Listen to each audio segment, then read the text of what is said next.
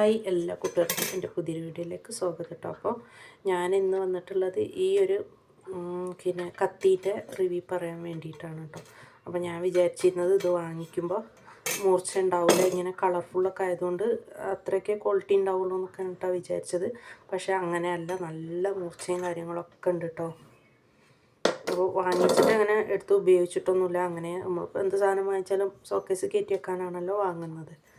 അപ്പോൾ അങ്ങനെയാണ് എടുത്ത് വെച്ചത്. അപ്പോൾ നമ്മൾ സാധാ ഉപയോഗിക്കുന്ന കത്തിന്ന് രാവിലെ നോക്കുമ്പോൾ കാണാമല്ലോ. അപ്പോൾ ഞാൻ പോയിട്ട് ഈ ചെറിയ കത്തി, കുഞ്ഞൻ കത്തി എടുത്തിട്ട് മുട്ട പൊരിക്കാനായിട്ട് ഉള്ളിയൊക്കെ വെട്ടുമായിരുന്നു കേട്ടോ. അപ്പോൾ ഞാൻ പിന്നെ കയ്യിൽ വെച്ചിട്ട് അങ്ങനെ വെട്ടുമായിരുന്നു. അപ്പോൾ കൈ ഉണ്ടോ വെട്ടിയിട്ടുണ്ട്. അപ്പോൾ നല്ല മൂർച്ചയും കാര്യങ്ങളൊക്കെ ഉണ്ട്.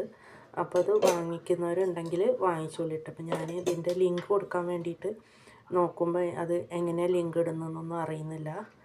അപ്പോൾ വാങ്ങാൻ താല്പര്യമുള്ളവർ വാങ്ങിക്കോളിട്ടോ. അത് മീഷോയിൽ നിന്നാണ് വാങ്ങിച്ചത്. അപ്പോൾ ഇന്ന് ഇത്രയേ ഉള്ളൂ വീഡിയോ. ഇഷ്ടമായാൽ ലൈക്ക് ചെയ്ത് ഷെയർ ചെയ്ത് സപ്പോർട്ട് ചെയ്യാൻ മറക്കരുത്.